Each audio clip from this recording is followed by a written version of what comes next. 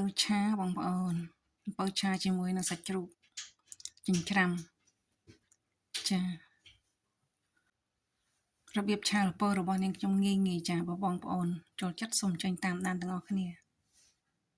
សួស្តីបងប្អូនថ្ងៃនេះខ្ញុំឆាល្ពៅចាល្ពៅនៅញូហ្សេឡង់នេះស្អិតណាស់បងប្អូនស្អិតឆ្ងាញ់ណាស់ខ្ញុំស្លអស់មួយចំហៀងហើយមួយចំហៀងនេះទៀតនាងខ្ញុំចង់ឆាចាព្រោះអីឃើញវាស្អិតល្អឥឡូវចាត់ហើយចានាងខ្ញុំចាត់ហើយអស់លាងទឹកស្អាតហើយនាងខ្ញុំមានសាច់ជ្រូកចិញ្ច្រាំហើយនឹងខ្ទឹម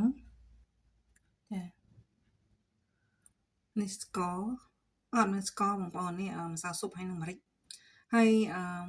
សាច់ជ្រូកណាម្រេចនឹងទៀតតម្រូវឆាល្ពៅនឹងទៀតតម្រូវឲ្យដាក់ម្រេចច្រើនមិនឆ្ងាញ់ខ្លាញ់ចូល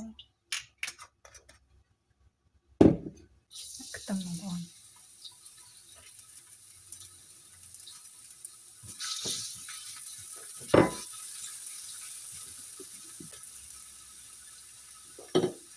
ផ្លាច់ចូល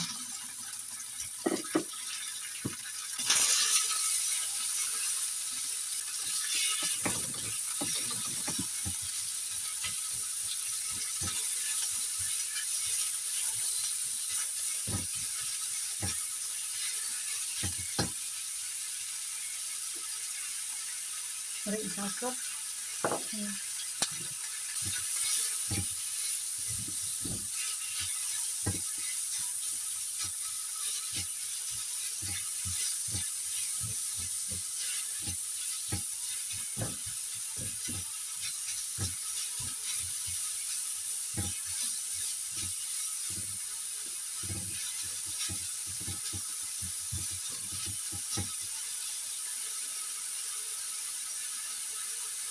ដាក់អ៊ីស្ទ័របន្តិចអ៊ីស្ទ័រផងបងប្អូនខ្ញុំបានហើយ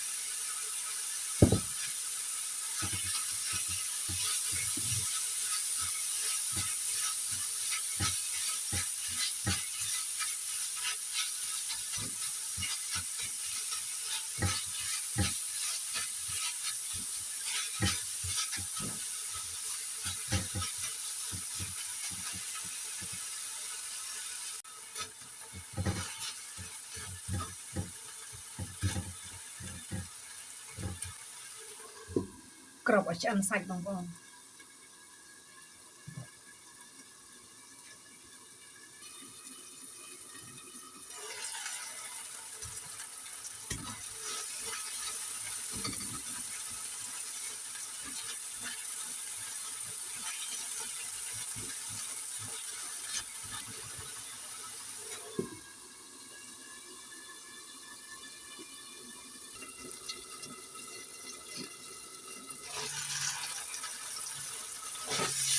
ក្រៀមបងប្អូន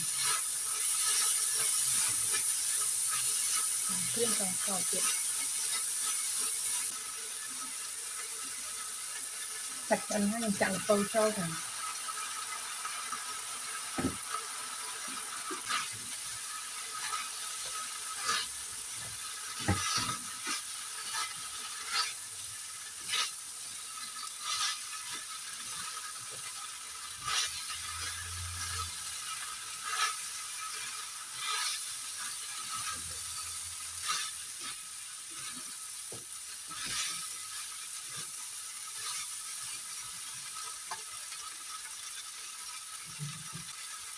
ខ្ញុំចាក់ទឹកចូលបន្តិចដើម្បីកុំឲ្យវាខ្លោចបងប្អូន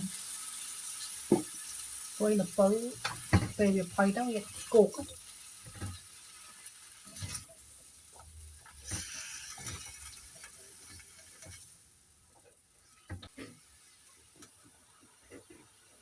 ខប់នឹងទូចចំឆ្នាំបន្តិចចាអធិស្ឋានបងប្អូន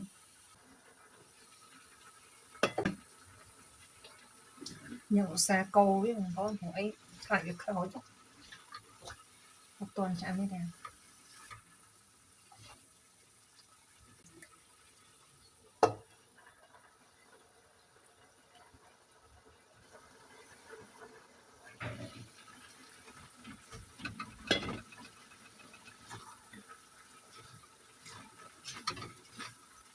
ឆ្អិនហើយចាបងប្អូន